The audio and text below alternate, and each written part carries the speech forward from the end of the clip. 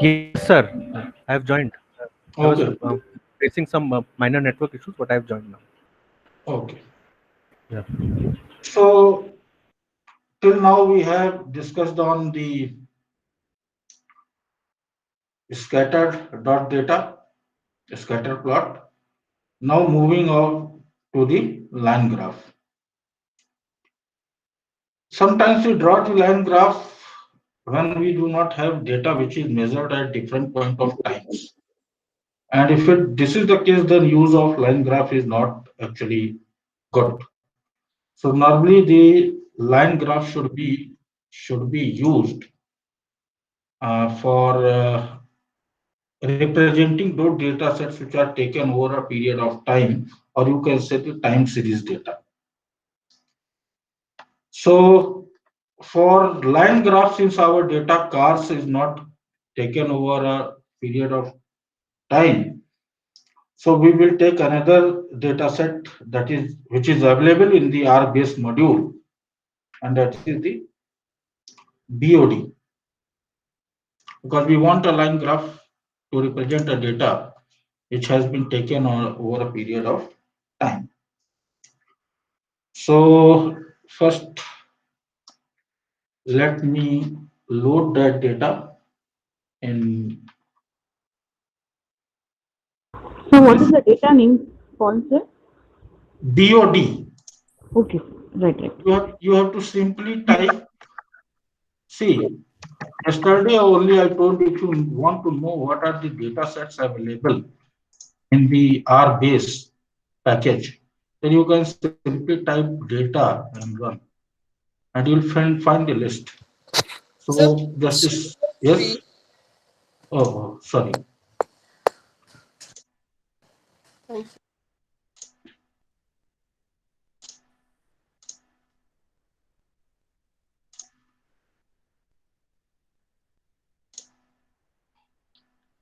Is my screen visible now? Now it is visible, sir. yes, sir, yes, Yes, sir. sir. Okay. So yesterday only I have told that if you want to know that what are the data sets available in R base program, simply type data function, run this, and you'll find a list of the data that are available. So since I'm going to tell about the line graph should be used on the data that is taken on over a period of time. So I have used my data set empty cast till now. This data was not taken over a period of time. So I'm using to use a data set which is known as BOD. Now let me see where this BOD data is so that I can show you.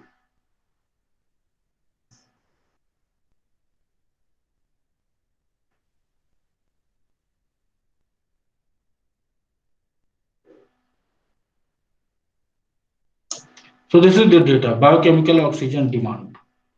And this data has been taken over a period of time. So what you can do, again use the same function that we have used earlier, that simply you call that data. Okay, and see the structure of that data. So first see structure of data BOD.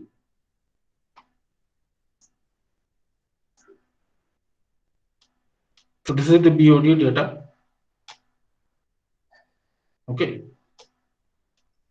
and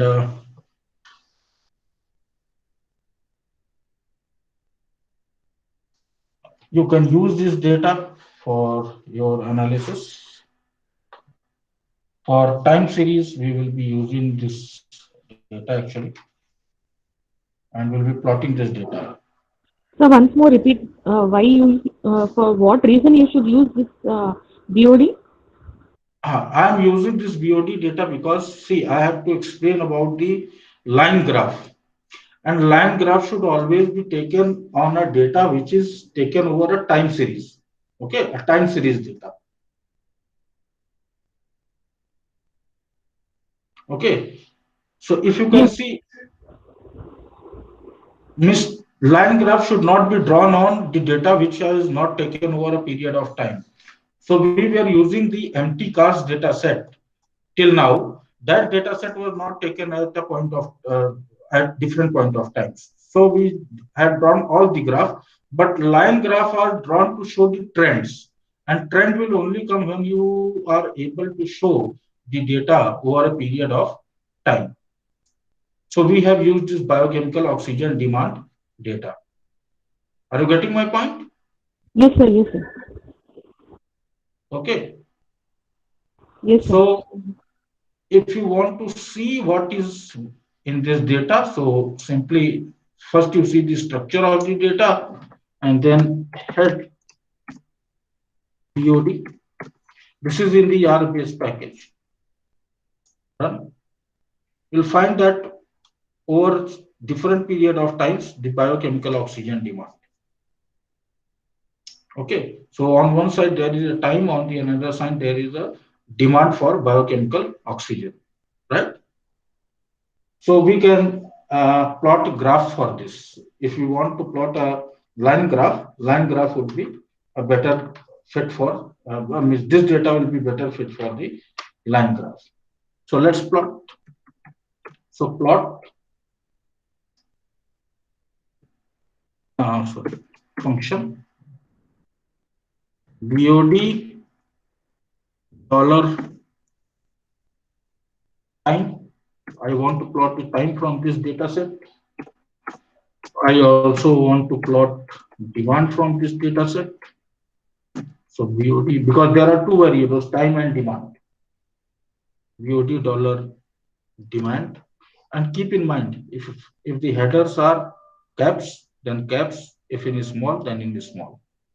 So BOD dollar demand type is equal to O. Sorry, O. I'll tell what is the significance of this. Mean is equal to line graph for biochemical oxygen demand. I'm putting it short in BOD. On x-axis, we want x lab is equal to time.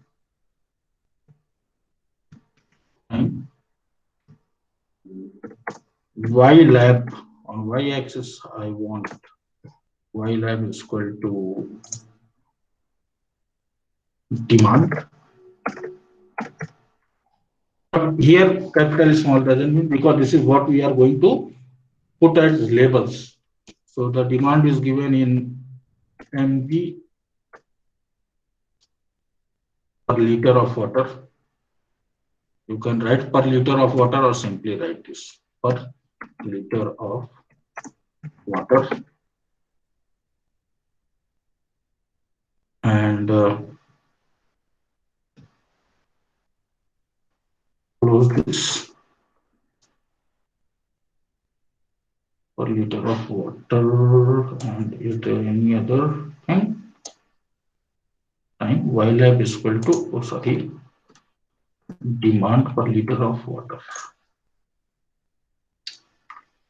Demand in mg per liter of water. So you can see the code once again.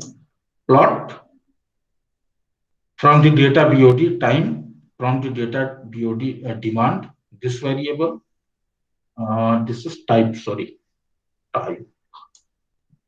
Type is equal to O. Mean is equal to line graph. So if you type, it will show that this character string gives the type of plot desired. Okay. So C for empty point joined by lines O for overplotted, because we want to plot the two things. So we will take the O and now run this code. Here you will see that over different period of times, what is the demand for oxygen, biochemical oxygen demand, this trend line will show you. Okay, so here, if you will put type is equal to 1, it means only lines, no data points. If you will type is equal to B, then it will mean both lines and points, but no overlap of lines and points. Type O means both lines and points with line overlapping the points. That's why I have chosen O. Both lines and points and lines overlapping the points. So that's why I have put it as O. If I put it as, let's say, type is equal to 1.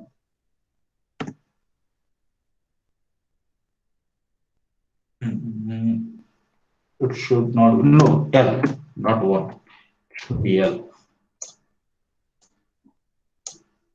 So if I plot this, see, no data points are there. So means only lines, no points. If I change this to D,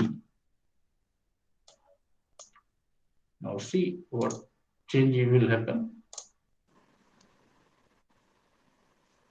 sir Data मेरा points. Error आ रहा है graph नहीं आ रहा. I'll send you the code. You just copy and paste. Have you called this this is string BOD, head BOD, and then plot Yes, BOD sir, I have dollar. done. See the code carefully. Plot BOD dollar time, because even a comma mistake will create a difference. BOD dollar demand type is equal to, initially I have put O. So I was explaining, when I put L, only lines are shown. When I put B, both lines or points are shown, but no overlapping of points are shown. But I want points with line overlapping. That's why I put it as O. And you can see that this is the line graph that you have got. Madam, you can see this entire data. Let me post it so that you can use it. Main thing is that you should understand what every line of code means.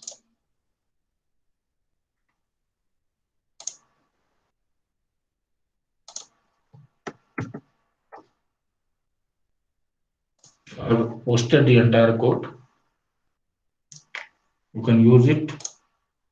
And of course, after the session, I'll be giving all the codes to you people. Sir, I am getting error invalid plot type 1. 1 for 1, I am getting invalid. It's not 1, it's L. Achha, it's L. Yeah. Only line. You will get only line.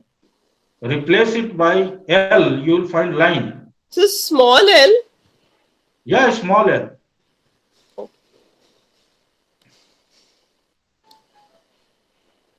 Did you got now? Yes. Thank you.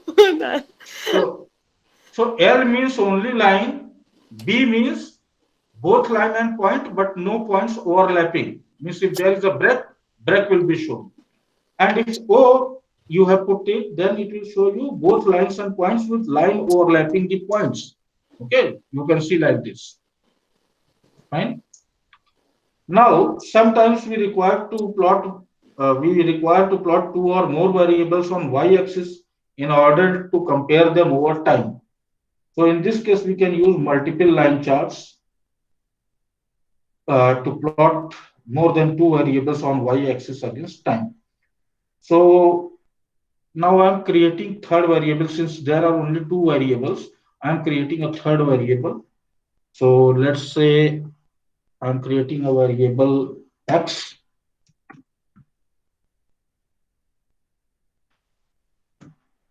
Sequence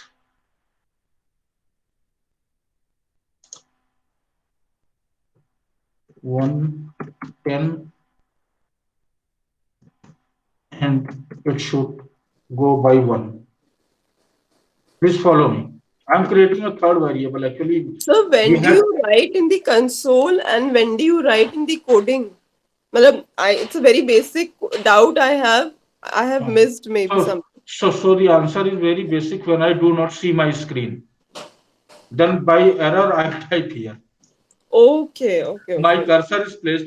However, it won't make any difference if I type here and run. Then also it will run.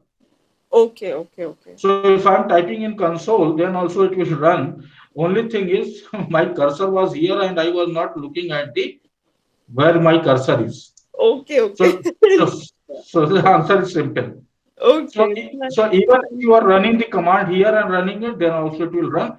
The problem here in console is that if you want to edit the command, you cannot edit, right? Okay. So In it's always console, one cannot edit. no, it will again create a problem. Means if you will delete once it's run, once you run the command, then if you will delete it, it will create a problem. Like see, this command was run. Now this command was already run, previous one. If I want to delete it, it won't get deleted. Okay, okay. Fine. Right. So we should always type in console, but if you are typing in here in console and running it, then also it won't be a problem. By default, my cursor was there. I didn't saw it. Okay. Thank you, sir. Thank you. Okay. Okay, so I'm creating a new variable, sequence X, because I had two variable, and why I'm creating the third variable? Because see, demand is there, time is there. I want to plot demand as well as the third variable over this. So I'm calling it as X variable, which I want to plot again here. And I'm saying it should be from 1 to 10, and it will be should be from every another data point should vary by 1 points, right? Interval. That is the interval has to be one. Interval. So I'm plotting many data sets. I'm telling you. Then I'm plotting y1 also. For x, I have given the sequence y1. I'm again creating one variable c and 2, 5, 6, 5 multiple frequencies. I'm sorry, 2, 5, 6. Let's say 6.5. I'm putting it, and I'm putting it 6.7. Let's say. Then I want to put it as 7. Then 8. Then 9, 9.3, 10, like that. I created one variable y1. So can I ask you one more question? Yes, please. So when do we use a sequence, that is SEQ, and array? Sorry. Do we also have array here? No, we are not having array. When we have to see, when we already have a data set and we have to arrange that data set, then we will call the array function. Okay. Okay. I'm just here putting in a sequence. See, sequence is, you can say you are putting something sequence horizontally. Array means when you are sorting column wise. Okay. When you are sorting anything column wise, then call the array function, right? And sequence means? And I'm putting anything in a sequence in a horizontal manner. Okay. Okay, in a horizontal manner. Okay, so I have a set of items. Okay, and I am putting them in some sequence. Okay. So here items is my data. See, this is what a variable, na? Variable X on horizontal axis. That's why I'm putting it in a sequence. Okay. Okay. And array will always be vertical. Mostly when array is used to sort a data normally in vertical manner. Okay. In different columns. Rather than vertical, you can say in different columns. If you want to sort a data, then you will use the array function. Normally in R and other things, we don't use that. Array function is mostly used in C++ or other programs. Okay. Okay, sir. Okay, thank you. So here again, I am putting y 2.5. because this was my x variable, which I will be plotting on the x-axis, and these are my two y variables which I am plotting. Because my BOD data was having only two variables, so I am creating three variables where two will be y variables, because I want to plot multiple lines on y, and I want to plot something on x. 2.5. I am giving some random numbers. 3.4. 2. Let's say 5. Already I have given 2.7. 10. 3.5. Some random numbers I'm generating. 3.5. 4.1. 4.3. 4.9. 5.2, like this. I'm creating all these three data sets. Select it and run this. Now these three data sets are created under object X, Y1 and Y2. Now I will plot. This is just for demonstration. Suppose if you have to plot multiple lines on the Y-axis, because our data set was having only one X-axis and one Y-axis, the BOD data. So I have created a new dummy data set. Okay, and for X, I have given the sequence that it should range from 1 to 10, and every data point should vary by 1. So I hope now you are able to understand why I have put the command sequence here. Right? Is that clear? Yes, sir. Yes, sir. Yes, sir. So plot X, Y1 main is equal to multiple line graph. Just I'm putting this heading, multiple line graph. X lab.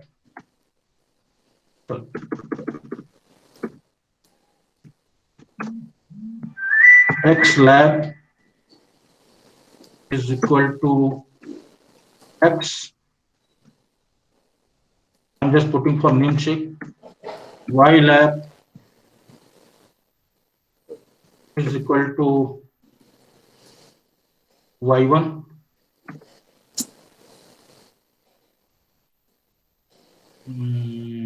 Y lab is equal to, let's do like this, Y1 and plus Y2. It should contain the data Y1 plus Y1 and Y2.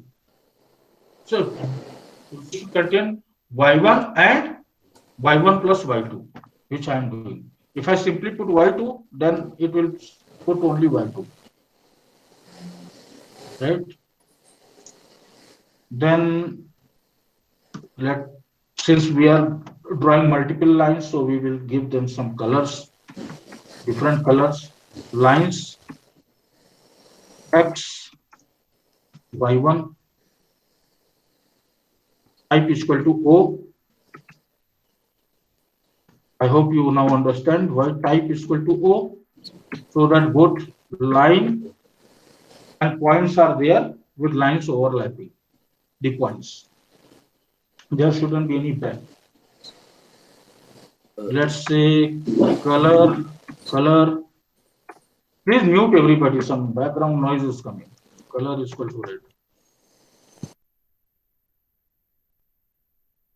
Then I am defining the points. Points should be in different color. X, Y2,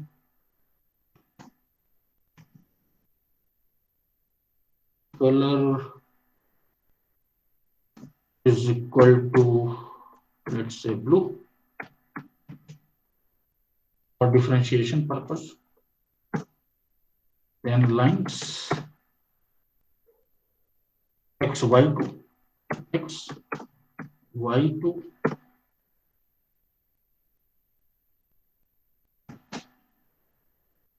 type is equal to O, color is equal to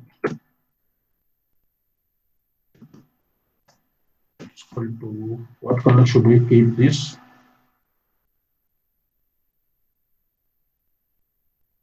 Line Y1 we have put red. Green. Points we have put blue. Let's put green. Yellow. I don't sounds good. Let's put it black. Let it be black. If you don't put any color, it will be black. However, I have defined black. Now run this.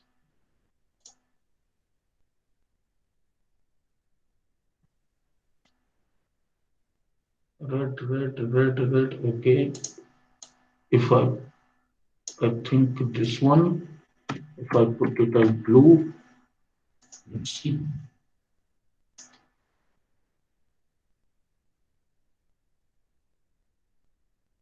Okay, there is some problem. Typical XY records, X and Y lengths differ. Y1 has got 11 items.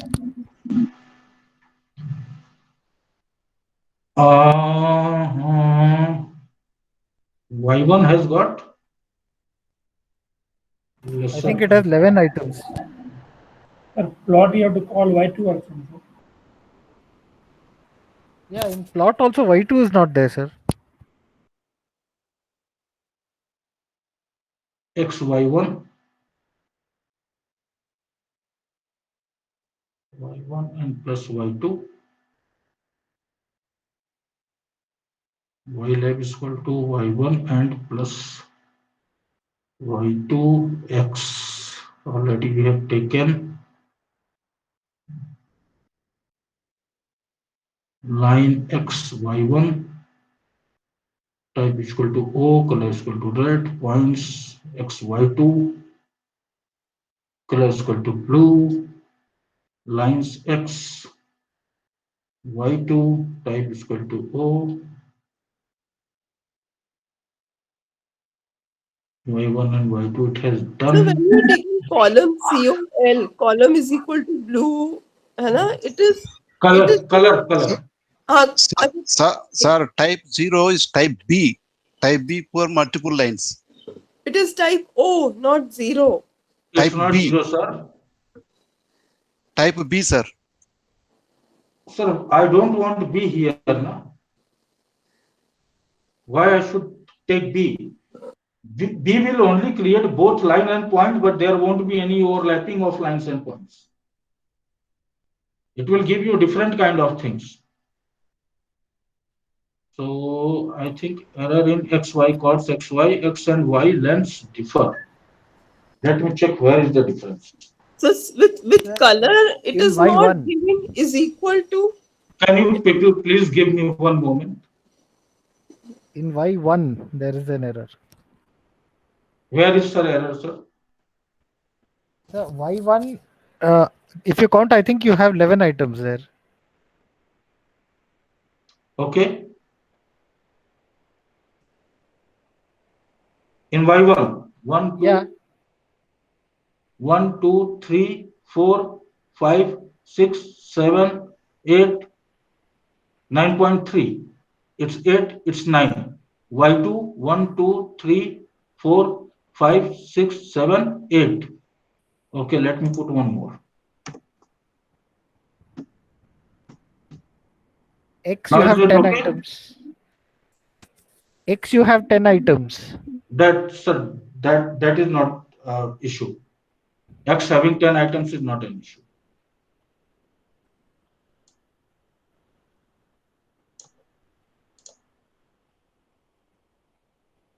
In XY chords, there is some problem which I have to check.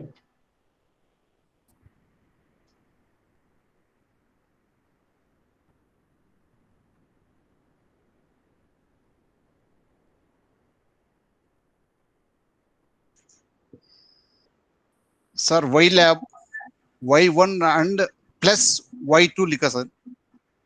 Sir Y2 में 90 items हैं आपके, Y1 में 10 items हैं, दोनों में बराबर होंगे तब फिर मेरा ग्राफ सही आ रहा है. एक मिनट 1 2 3 4 5 6 7 8 9 10 y1 में 1 2 3 4 5 6 7 8 9। हाँ, एक और मुझे करना पड़ेगा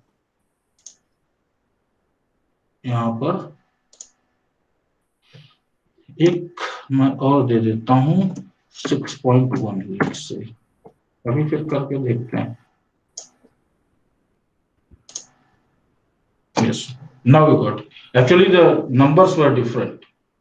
Other there were, क्योंकि y1 and y2 we have summated. So if we are taking summation of y1 and y2 on this axis, so there should be equal numbers.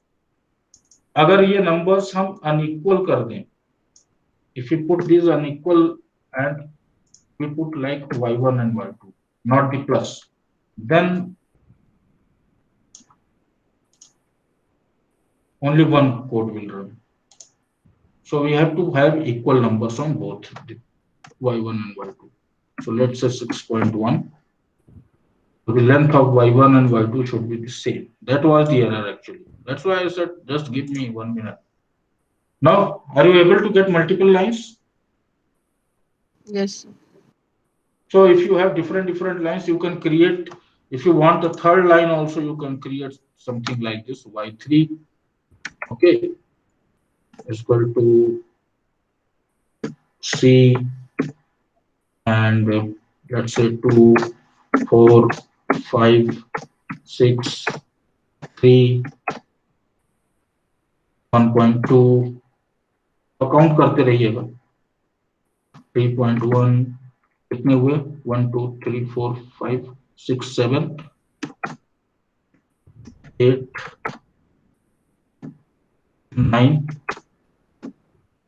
10, and simply we plot ylab, y1 and y3 also. y1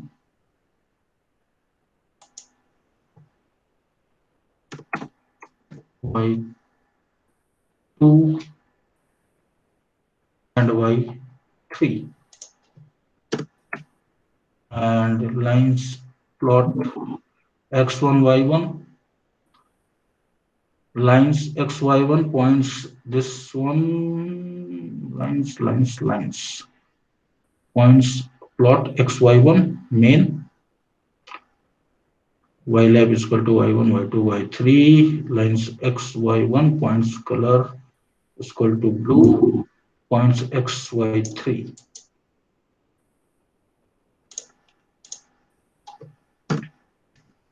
xy3 color is equal to green. Sir, why you have taken print and times? Sorry? Why you have taken print and times here? The command. Which command, ma'am? I'm not getting your voice. Which command? Print and lines. Acha, times, point and point. Why you have taken this, sir? For what? Type is equal to. Okay. No, which you are, what you are asking, what I am taking. Sir, why you have taken lines? For what lines and what points you have taken? Why you have written those commands? 3 commands. These lines. Yes, sir. Lines and नीचे जो points है ना, वो क्यों लिए sir आप? Okay. This command will draw a line and the point command will make data points on those lines. Okay, these data points. Okay. These are the points. Okay. Right. Now if I plot again, color is equal to, type is equal to xy3, lines, points, lines xy1. I want one more thing, another line also, lines xy3. So it's equal to green. Let me see. Unexpected symbol in lines xy3, type is equal to 0, color is equal to green, y3 type is equal to, oh, okay, 1 comma over here.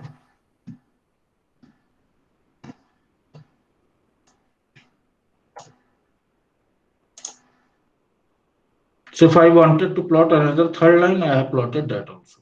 So like this, you can plot multiple lines, see the trend line, and you can you should use line graph only for testing the time series data, for plotting time series data. So this is all about graphical methods. Now moving on to the statistical test. Basically the hypothesis test. I'll be covering the parametric test, then correlation and regression. So for this, I have shared with you a data set. I will come to data set later on.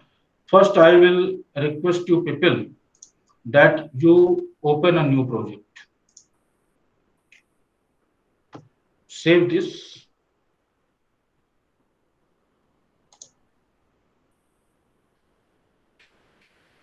In a new directory, no, I have already created a directory. I'll simply close it and it will save. That's it.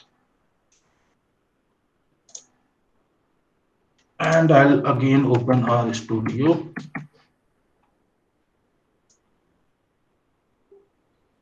So all these things have been saved in my working directory, which I have created. Now I'll be creating a new directory.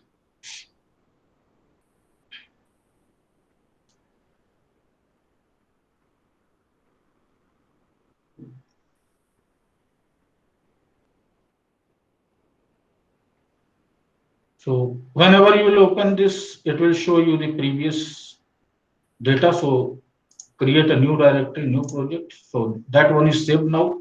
I'm creating a new project, creating in a new directory, then new project, and I am naming it day3_2. In second session, create project. Once it creates the project, everything will be refreshed.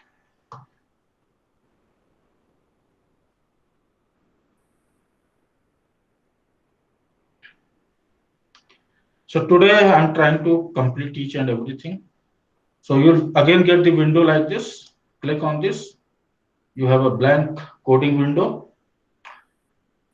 So I'll come to the data set later on, which I have shared with you. This was the data, HSB2, and data description is already given. So we'll discuss it later on. First, let's see what are these hypothesis tests that we have to do. So you know the assumption of normality. Data tends to be normally distributed when it falls into the zone of mu minus 2 sigma to mu plus 2 sigma. Rest is the error zone. I'll come to this first thing. You all know that there is a null hypothesis and alternate hypothesis. So most of the people are of the opinion that null hypothesis is always negative in nature. No, null hypothesis is not negative in nature. It is the negation of the prior existing theories. Like, if many studies says that extra class does have a significant effect on students' performance in exams. Let's say I am saying that, okay, I also agree with this statement. The moment I agree with this statement, there is no point in testing.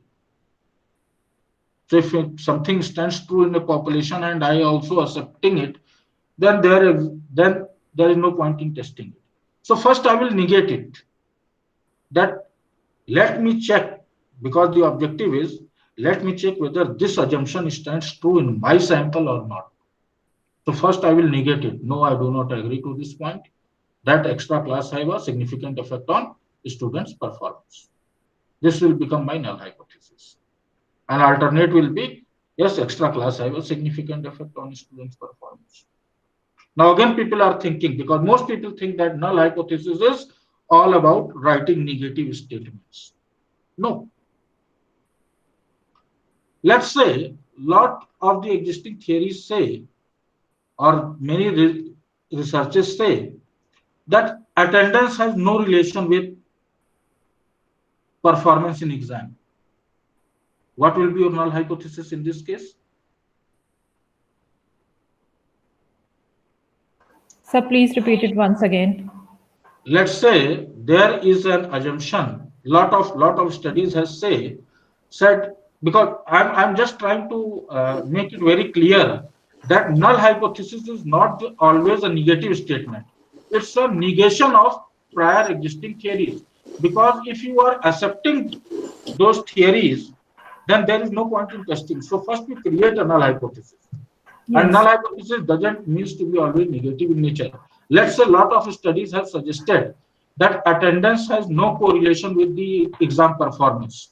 What will be your null hypothesis in this case? I think in that case, that is a negation. We have take it as that it doesn't correlate with the Yes. yes.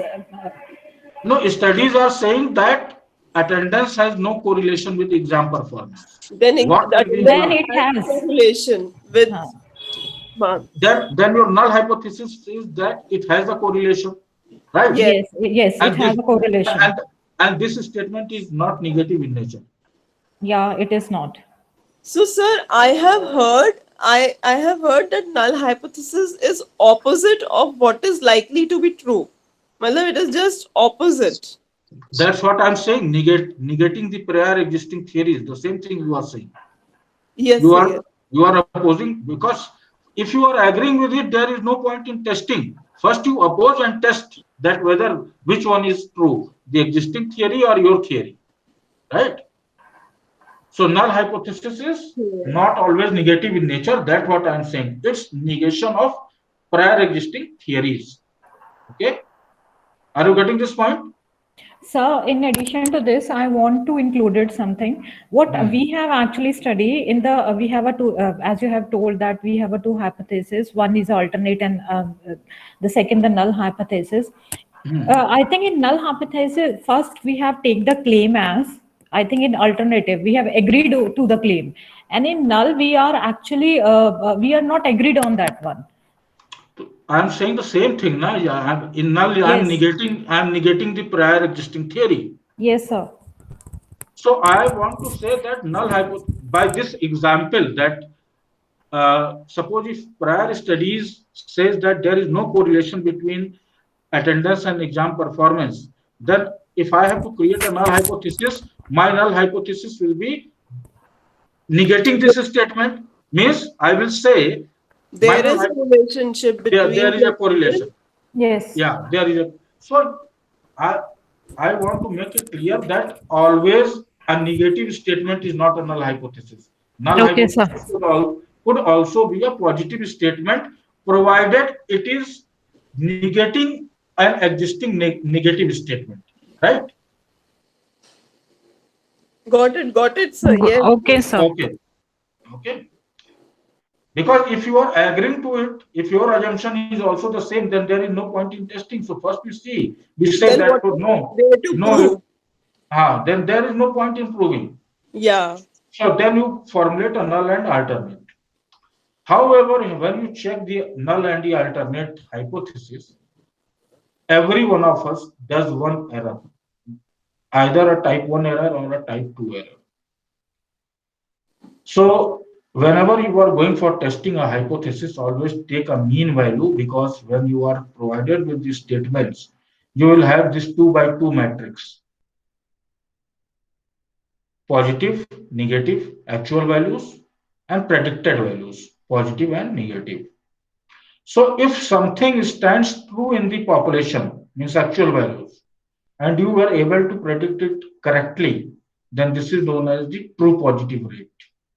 So whenever you do a hypothesis test, from the mean values also calculate the true positive rates. This is known as confusion matrix. Always keep in mind, this is known as confusion matrix. It's not to confuse you. It's to end up the confusion. Okay. So if something actually exists in the population and you were able to predict it, then it's a case of true positive.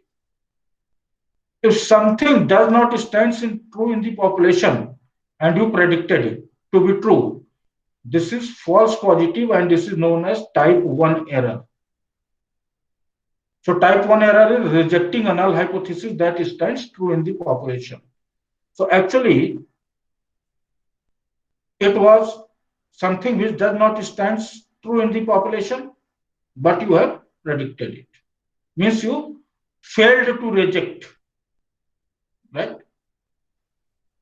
Third case will be that something stands true in the population, but you rejected it. Means failing to reject a null hypothesis that stands false in the population. So this is what you are doing, type 2 error, right? So these true positive and true negatives, sum of all these are truth, sum of false positive and false negatives are the false. So let's take this example. Like a pregnant lady, doctor after testing saying you are pregnant. So the case was also true and the prediction was also correct. This is the case of true positive. A doctor predicting a male to be pregnant. It is something which does not stand true in the population. Okay, but you have rejected it. This is the false positive you are doing. Then this is something, means you are predicting a pregnant lady not to be pregnant. Means something that stands true in the population, but you failed to predict it. False positive. Okay, sorry, false negative. And true negative is something that does not exist true in the population and you also predicted or you were unable to predict.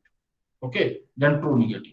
So these two are the correct cases and these two are the wrong cases. So while doing a null hypothesis, always keep in mind that you also calculate the true positives and the true negatives and also the false positive and false negatives.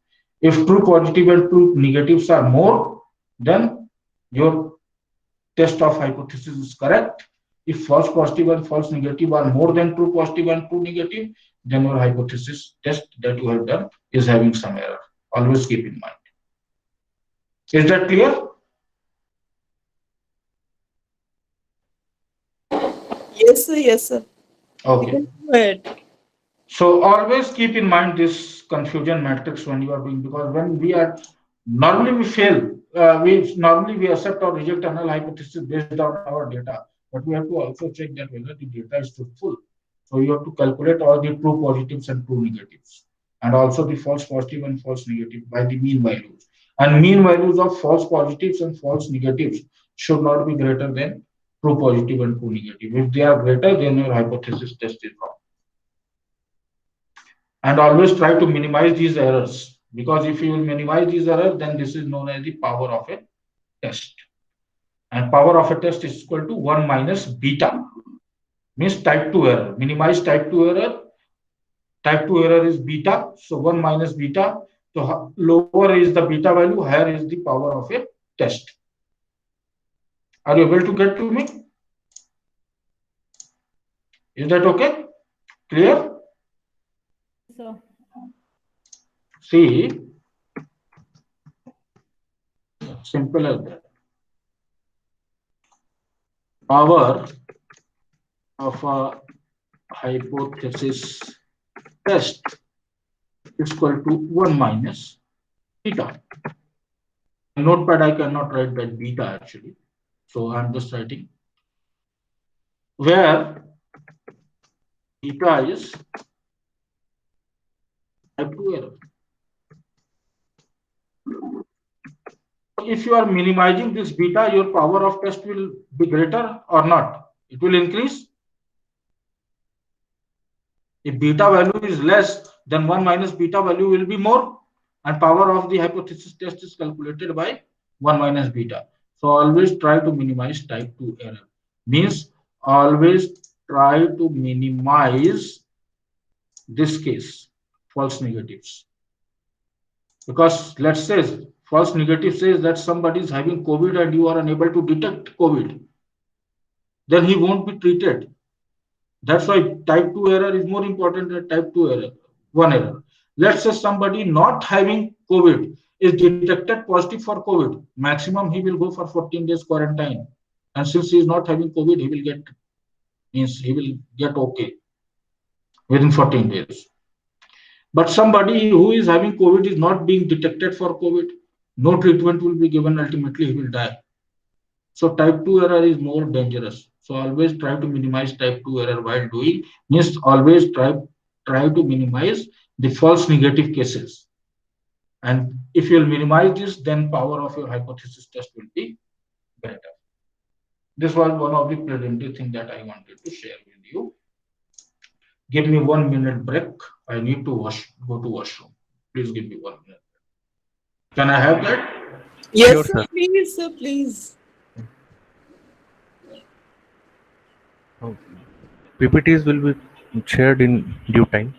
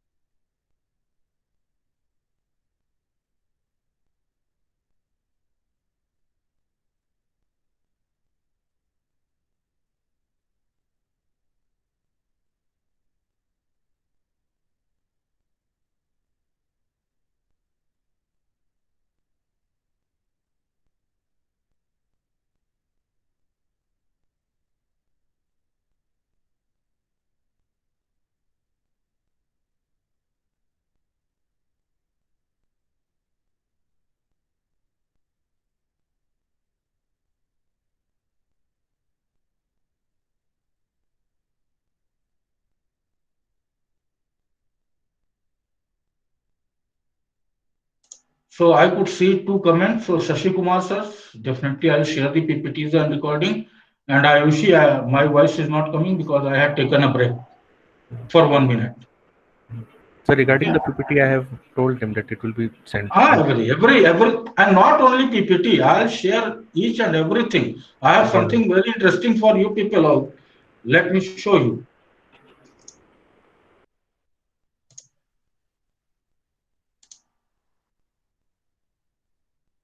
Where is the rotate option?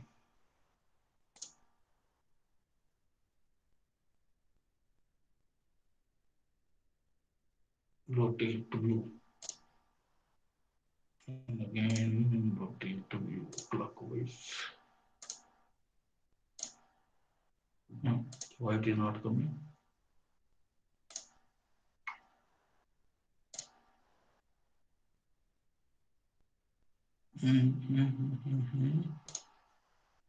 Yeah, this table, this will help you to determine that in which situation you should perform which kind of test. Okay. So like, let me zoom it.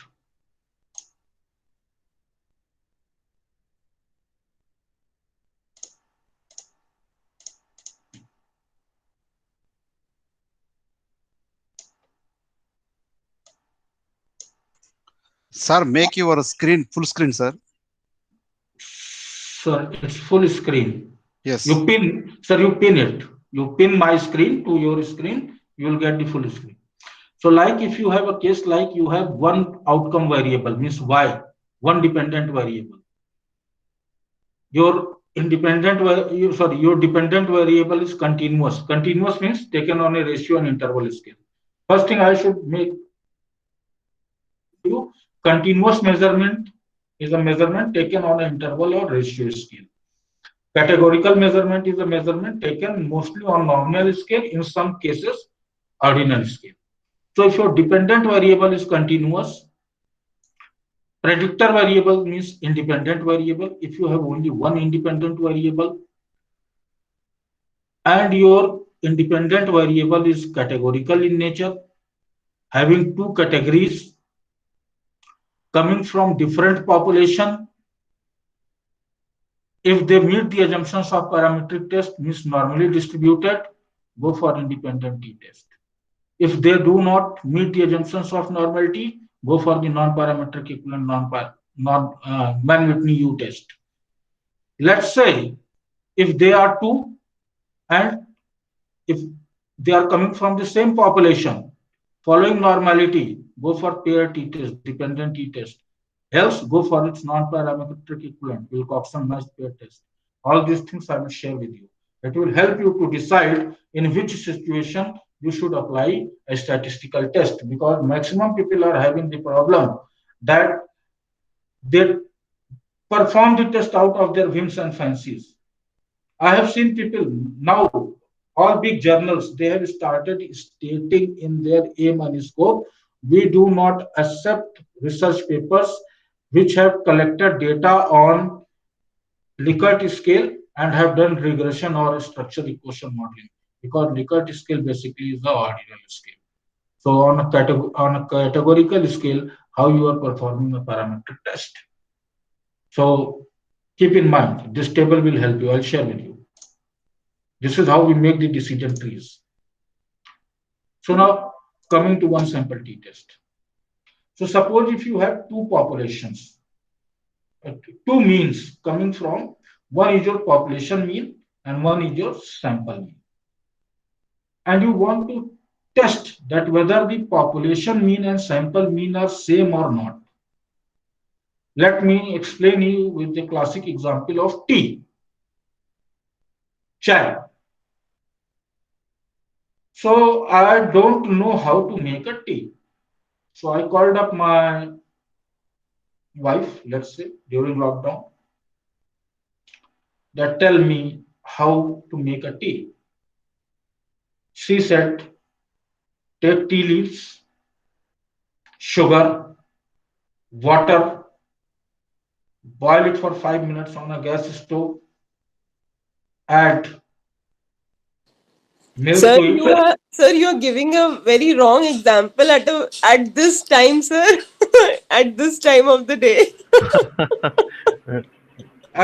See, We need some tea to be active. I don't know. See, even I am not having the tea. I don't know. Have you ever attended my previous sessions or not? Okay.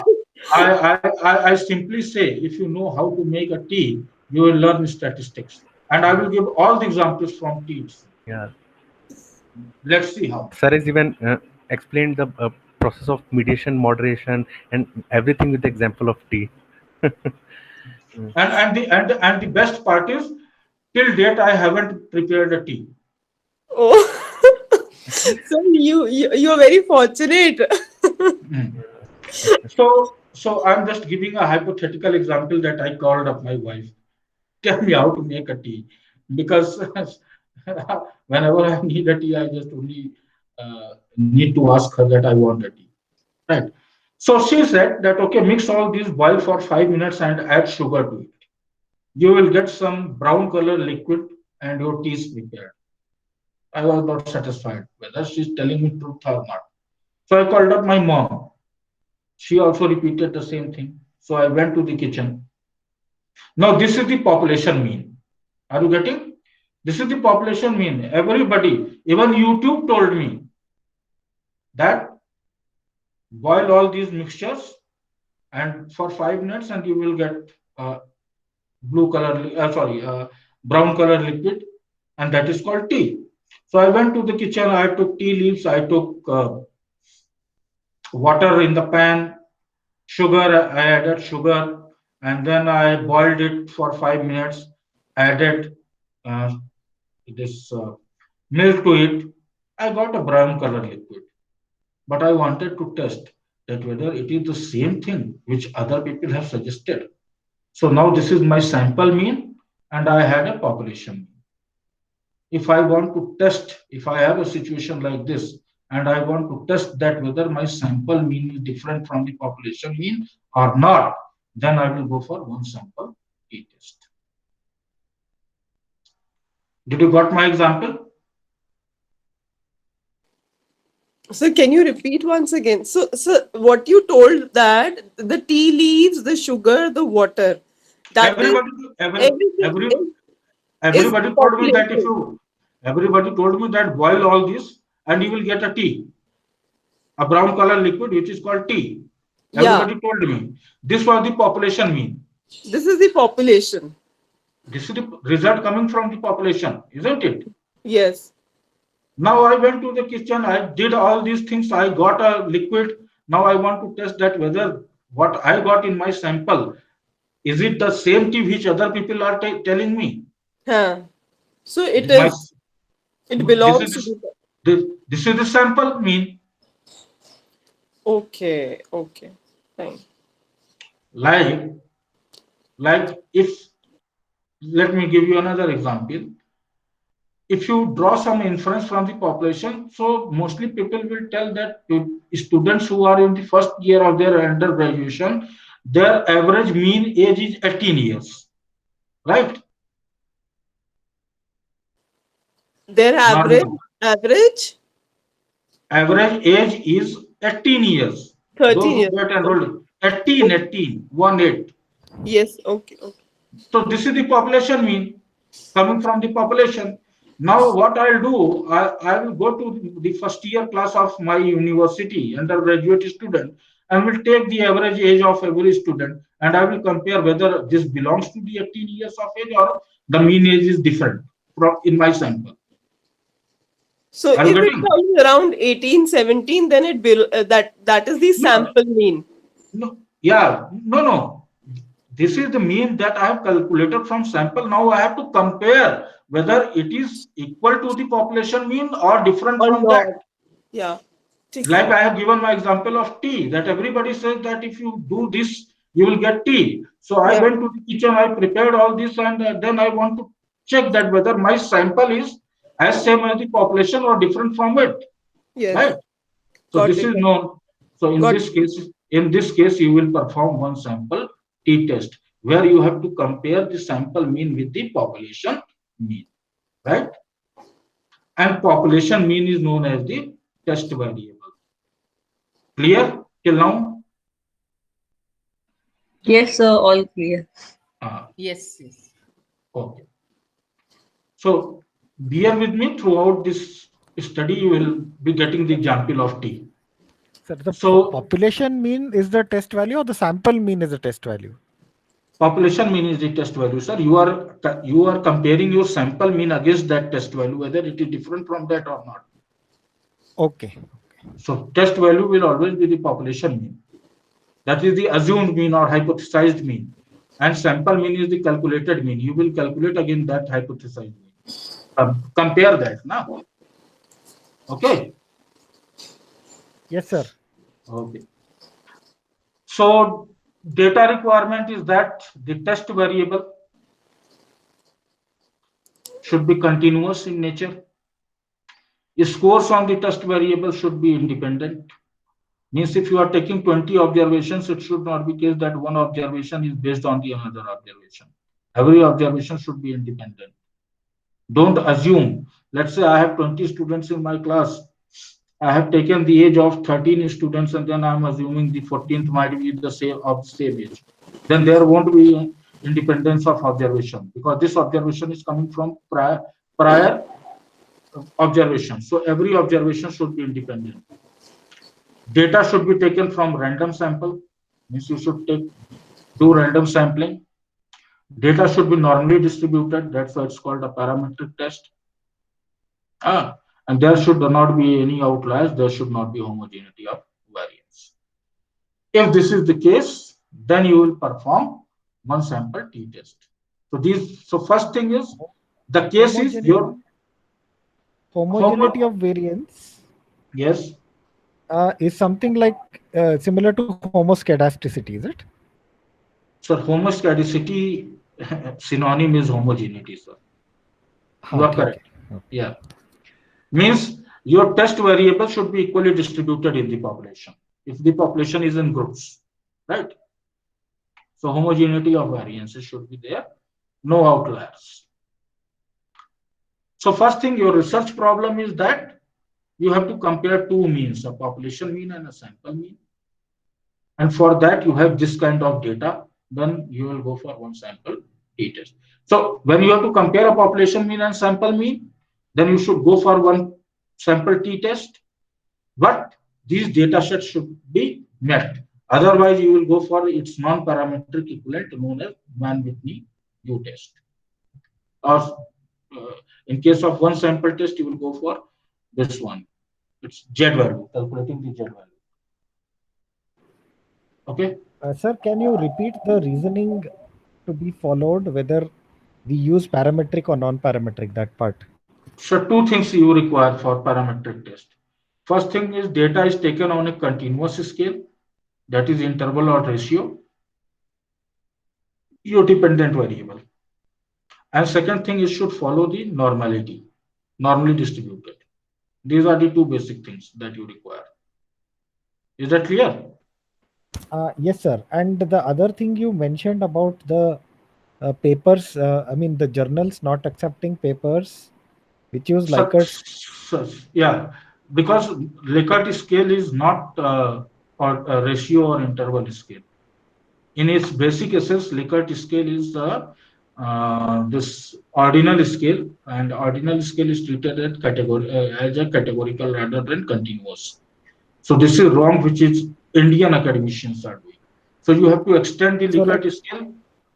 Averaging values on the Likert scale does not, and using regression and all does not necessarily mean that that is a continuous and normally distributed data.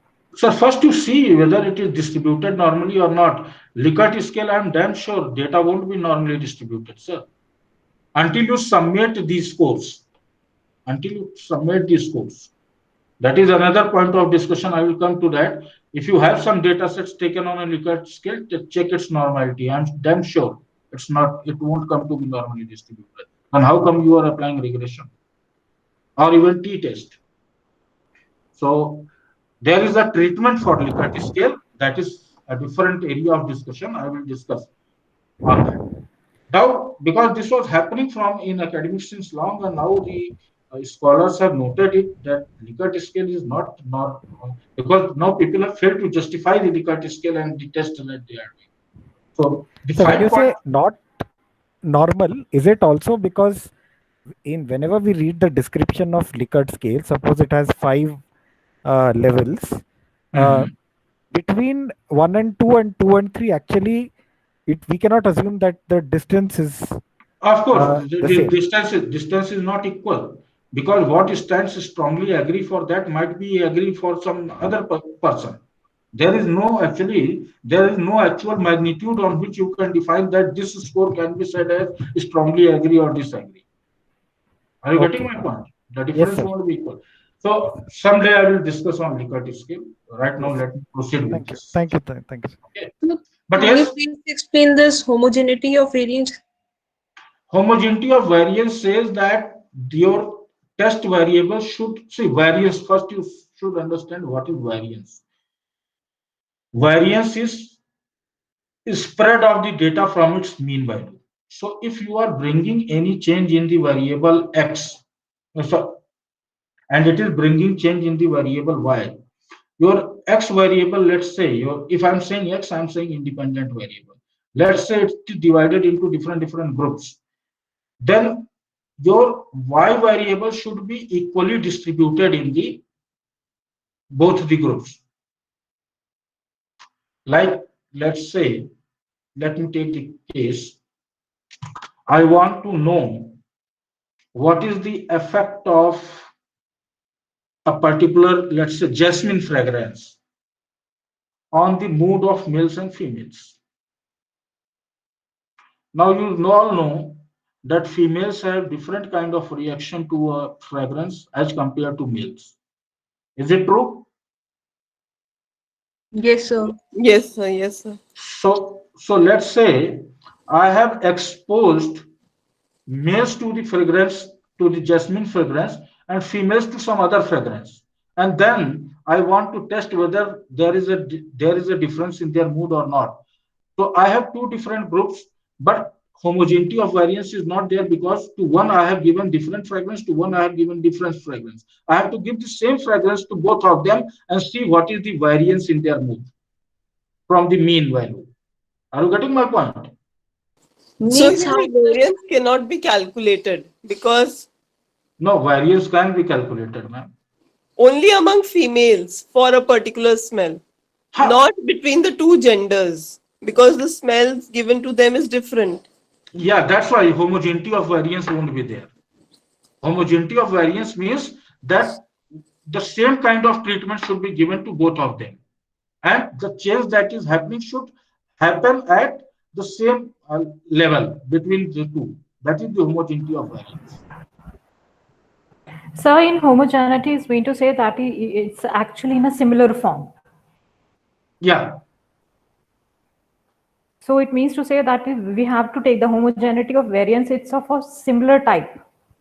This is what I understand. Homogeneity is meaning is actually a similar form, that is the object or of the same type. Yes, the test values, the test variable should be equally distributed among the groups. That's what I'm saying. What you are testing, that factor should be equally distributed between your groups.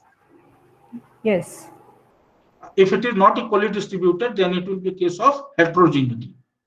However, homogeneity of variance is more important in independent t-test and paired t-test, where and ANOVA, where we have different groups, right? So as of now, in one sample t-test, the basic thing is that there should be normal distribution and data should be taken on a ratio or interval scale, continuous. And there shouldn't be outliers, because outliers always affect the means. So there shouldn't be extreme values. Sir, can you please explain one thing, the notion of what is called as absolute zero, and which scale it is included in and which scale it is not included in? So right now, sir, I don't think today I'll be able to. Okay. Okay, sir, let's say, sir, first, now note it down. This is the basic difference between interval scale and the ratio scale.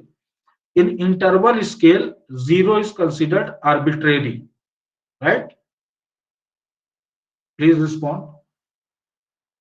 Yeah, yes, sir. Arbitrary means zero doesn't mean zero. So if I'm saying that the temperature of the room I'm sitting is 0 degrees centigrade, on an interval scale, that doesn't mean that there is no temperature at all. Because had there been no temperature, I would not be able to sit here.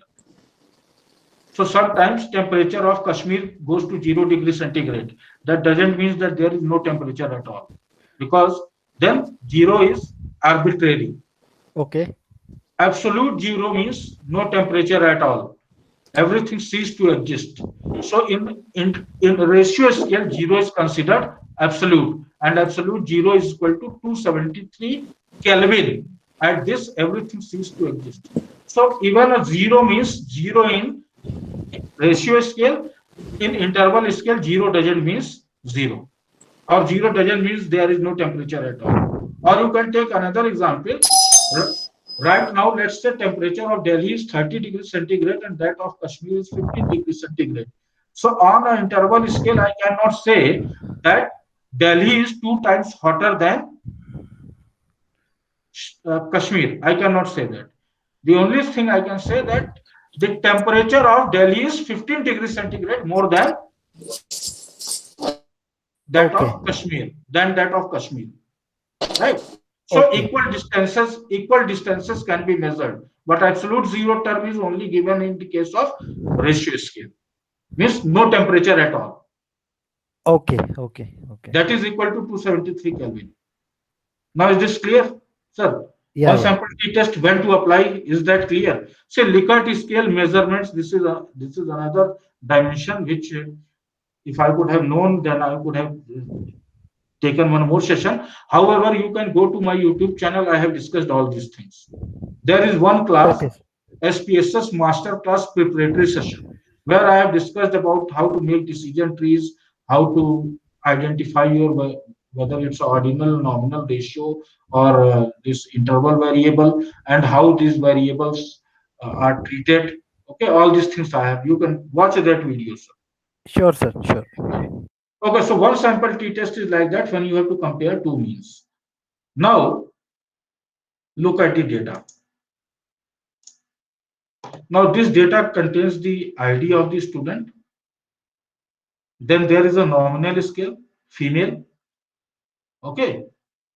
0 stands for female, 1 stands for male.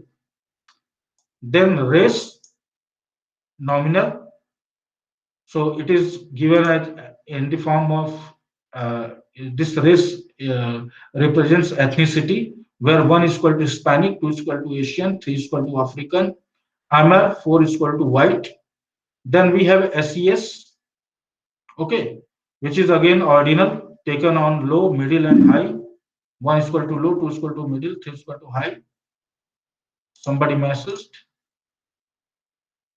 Please don't message. I already told I won't be seeing them in between, so we can have discussion after this session. Today, I think, are you people ready to go till 6 o'clock? Because it will take 6 o'clock. No, sir. I have already a meeting. Sir, can we do it in break? Matlab, some break. Sir, I already have a meeting. So, and then after that, I have a class. So I am busy till 8. Okay, let me tell you people, I am an associate professor and head of the research cell at Presidency University, Bangalore. So even I have my own commitments. So okay, That is very true. Sir, actually, the schedule was given to us before, so that's how. Ma'am, if I That could is have true, been, but the ma'am, Dr. Pandya, let me. If I could have been following only the schedule, then there won't be any discussion and understanding.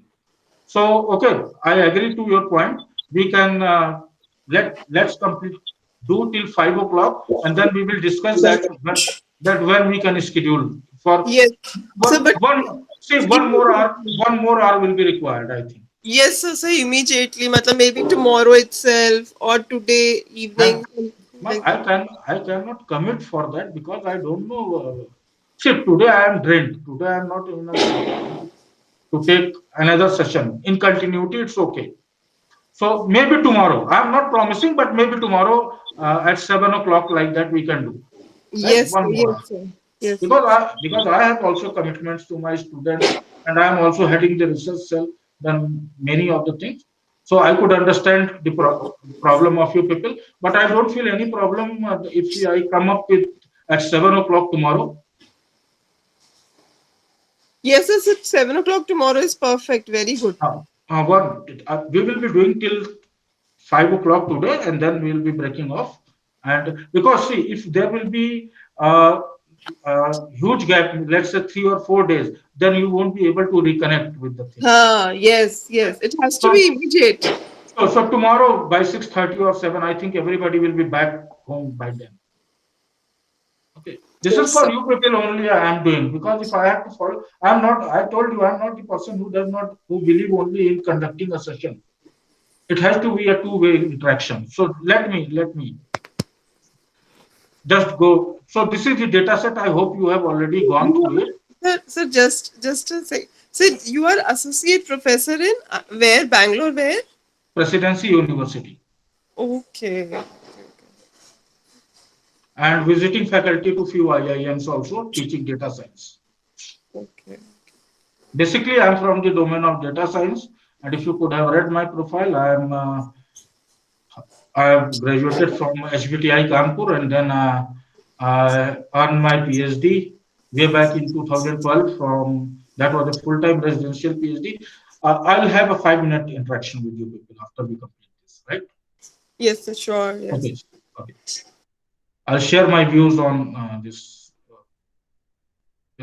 on research, definitely. So now this is our case. So we have reading score, writing score, math score, science score. Then we have standardized social studies score. Then we have honors English score, divided whether the person has taken honors English or not. 0 as 1. So we have all this. So first we will load this data. So if you could recall, it's data read dot CSV. Then in that, what will be? What is the code? Data read dot CSV. After that, We have take the code, I'll a choose path of the file. File should be path. coded. choose dot file, right? file to Choose dot file File dot choose.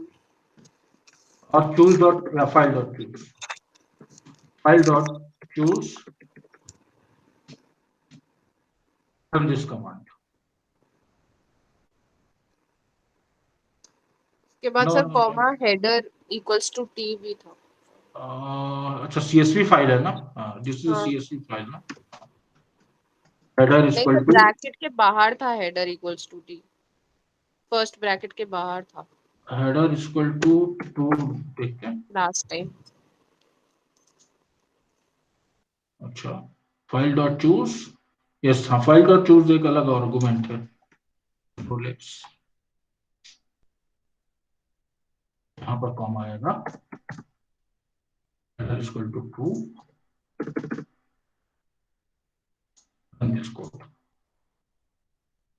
ये क्या हो रहा है? Data read dot CSV file dot choose. T लिखा था आपने, equals to T लिखा था आपने. उससे कोई फर्क नहीं, उससे कोई फर्क पड़ता नहीं है. ट्री लिखना, टी लिखे या ट्रू लिखे, ठीक है, कोई फर्क नहीं पड़ता. वो गैप नहीं था बस. अभी रन करेगा ये कोड. ये कहीं मेरे पास आना चाहिए. सर चूज के बाद ब्रैकेट होता है सर. फाइल डॉट चूज के बाद ओपन एंड क्लोज ब्रैकेट है. फाइल डॉट चूज उसके बाद ओपन एंड क्लोज ब्रैकेट है चूज के बाद.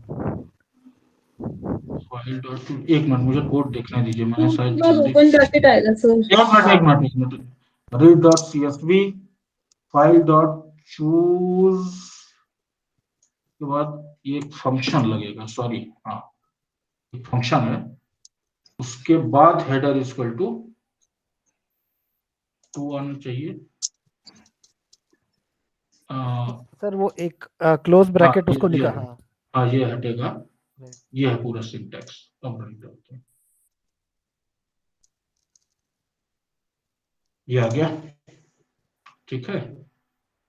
मेरा data set, my data set is in this folder. No, in desktop. R data and hsv2.csv. ये आ गया मेरा data. 200 variables, 200 observations, 11 variables. If you see this variable, अगर हम डेटा को भी थोड़ा देखें, जो this is, so if you see race is a categorical variable. SCS type of school is a categorical variable, and program is again a categorical. Which data has to be taken? Which data set has to be taken? Which I have shared today, ma'am. hsv2.csv. Okay. इसका data set मैंने भेजा था. Data description. Yes sir, both. So you've sent both. So let's see that race, SCS type and program. These three are categorical variables. So first we will convert them into factors. ठीक है, अगर हम structure data का देखें तो अभी हमको clear हो जाएगा. Structure of data.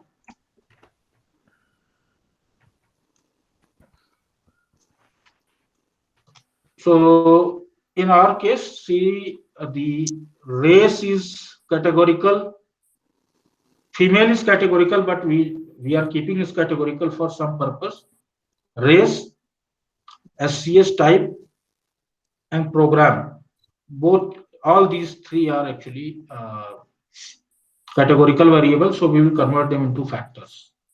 So race as dot factor, as dot factor.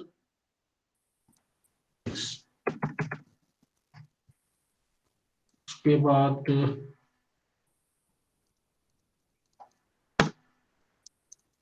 SCH EYP as dot factor, SCH EYP. उसके बाद लेते हैं प्रोग्राम एज डॉट फैक्टर, या सिंपली फैक्टर भी लिखेंगे तो भी चलेगा. Program all this program not found, SCS type not found, race not found. Race है तो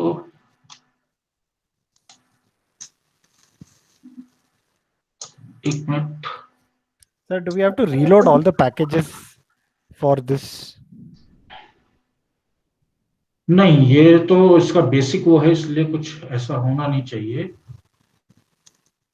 So actually the sorry, data dollar race अभी होगा ना, ये भूल गए थे हम लगाना. Data dollar SCS type, data file से ले रहे हैं ना हम, डेटा डॉलर प्रोग्राम, अभी ये हो जाएगा क्योंकि सब डेटा फाइल से ले रहे हैं ना. कहाँ पर डेट है, सॉरी ये डेटा, अभी ये रन करते हैं. Now all has been converted. ये आप स्ट्रक्चर देखिए डेटा का, structure data run.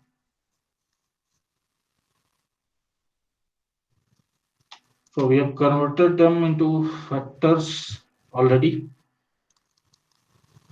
Now one sample t-test, ठीक है, basic, this is the basic package of R, so you need not to do anything on this. So I want to see actually in this case that there is a mean score of writing. See, and the data set, if you see, ये writing का score दिया हुआ है sample में, right? Are you able to see this? Yes sir, yes sir. So writing का score sample में है. Population में एज्यूम्ड मीन जो है वो 50 है, कि normally the writing score of a person is 50. So now we want to check that our mean score of all these is different from the 50 or same. So हमारा जो hypothesis, the hypothesis that we will formulate will be like this: H naught mu is equal to X. That is, here mu is the population mean and actually it is X bar. This is the sample mean. So mean of all these values, this will be the sample mean. So if I am saying mu is equal to X, that certainly means that the sample mean is not equal. Sample mean is equal to the population mean.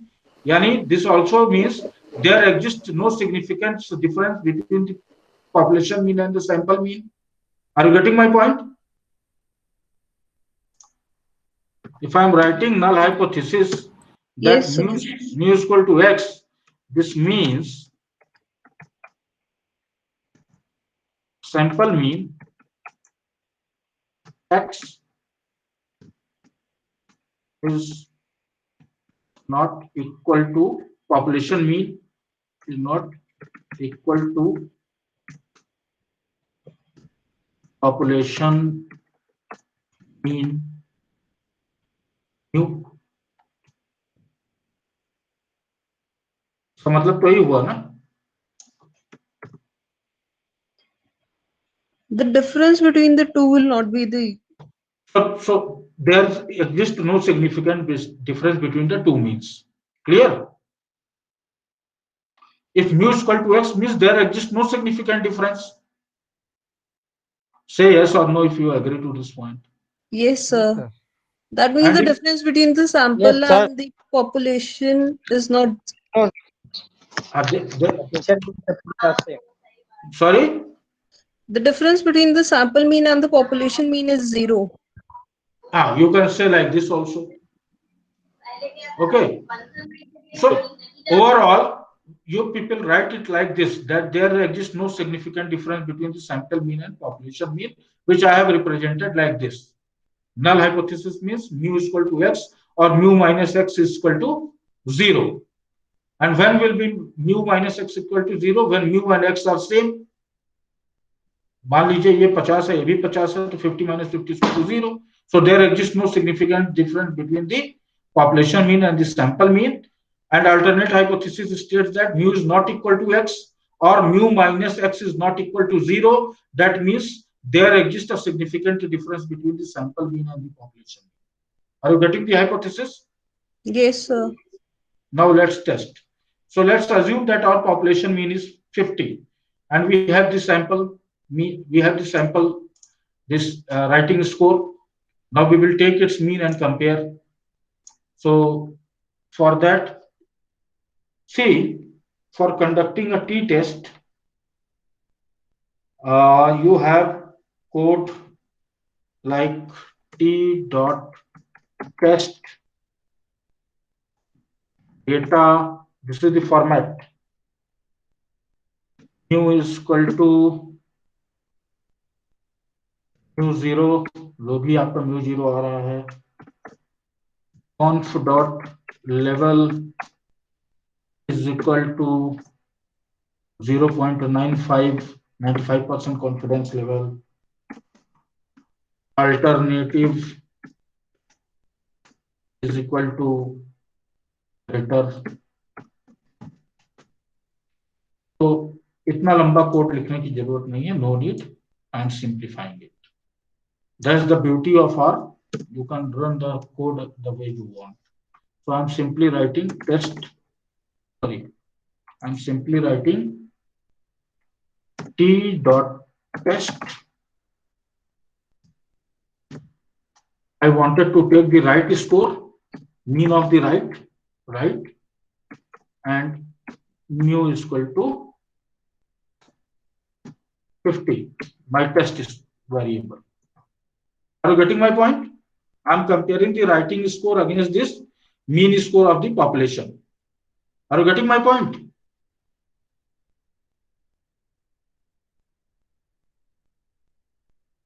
Say yes or no. Yes, sir. Yes, sir. T.test, right means mean score of the variable right, because that is my sample. So I'll take the mean of that and compare it against the mu 50. So you can simply write t.test, your variable name and the mu value. That is your population mean value, which was assumed to be 50. Now we have to see whether it is less than 50 or more than 50.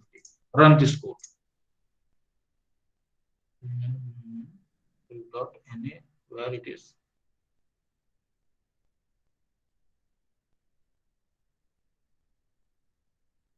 All right, mu is equal to 50. It should work. Sir, t-test data dollar right. T.test, sorry? Data dollar बाद में वो bracket में right के yes उधर data dollar right. अच्छा यहाँ File पर name, file name should be given, sir. I think this won't work. So only file name, right?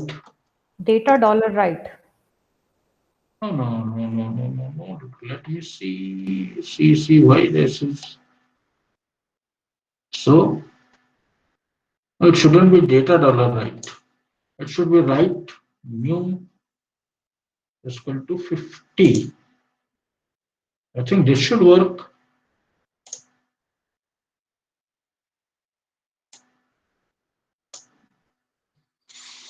T dot test. ये आ क्यों नहीं रहा है? सर डेटा डॉलर लगाने से आंसर तो आ रहा है कुछ। एक मिनट। टी डॉट टेस्ट, हाँ बताइए। Data dollar right data. Okay data, okay हाँ Data dollar right, sir. क्योंकि वो सारा हमने फिर उसको कन्वर्ट किया हुआ है ना। Data dollar right, yes data से राइट फंक्शन लेना है, ठीक है। New is equal to 50।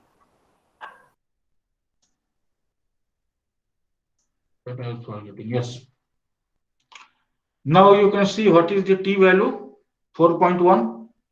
Degree of freedom is 1.99.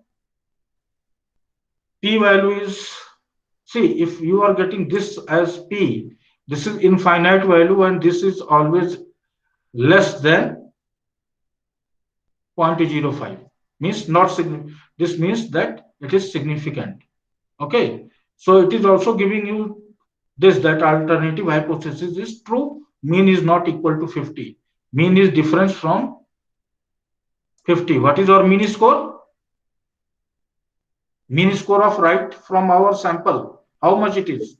52.7. And it is significant at this p level. And these two values tells you that at 95% confidence interval, your p value will range, your this mean value will range from 51.4 to 54.9. So overall you can write it like this: from the one sample the test, it is clear that P at the degree of freedom 199 is equal to 4.14. अगर इस पर कभी आप P की value देखेंगे तो P will be less than 0.05. P is less than 0.05. Okay, जब भी ये वैल्यू मिले means it is less than 0.05. इस तरह की जब वैल्यू मिले infinite values. Okay. This means that null hypothesis is rejected. Just a minute.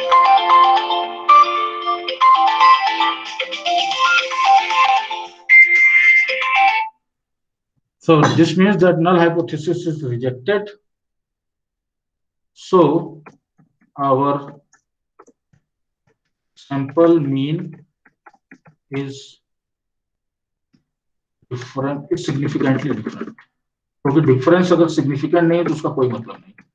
Significantly different from the population mean.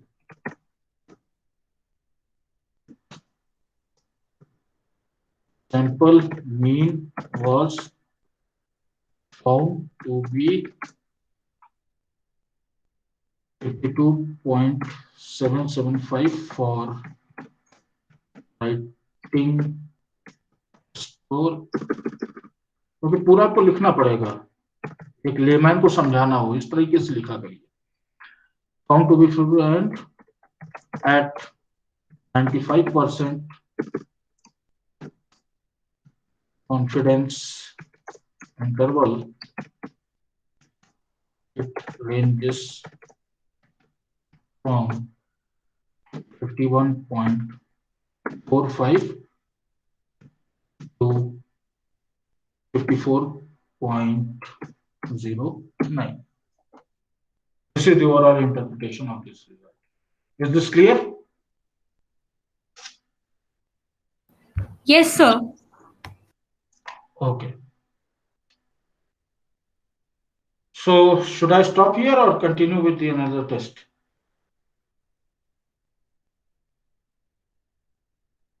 Continue tomorrow, sir. One independent sample t-test. I think that 5-minute test we can do. But yes, the theory behind it, that will take time to explain. So, because homogeneity of variance and other things are there,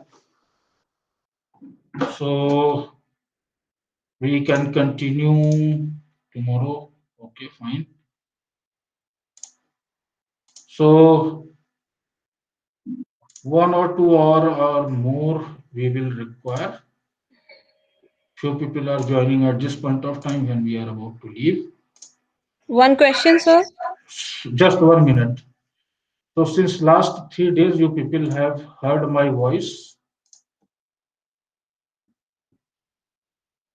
Now here I am. Not in good shape, long beard and all. That's why I have kept my webcam off. Right. Now questions. Yes, sir. Sir, each time we write, there is significant difference. Can you please elaborate on the significant difference? See, there could be a difference between two things, but that difference is of no importance until and unless it is significant. And this significance comes from the p-value, the probability of occurrence value. If it is less than 0.05, then your results are significant, else they are not significant.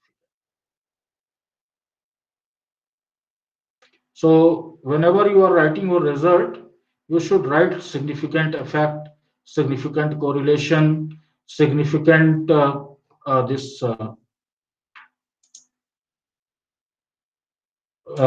significant difference. And why you should write this? Because there could be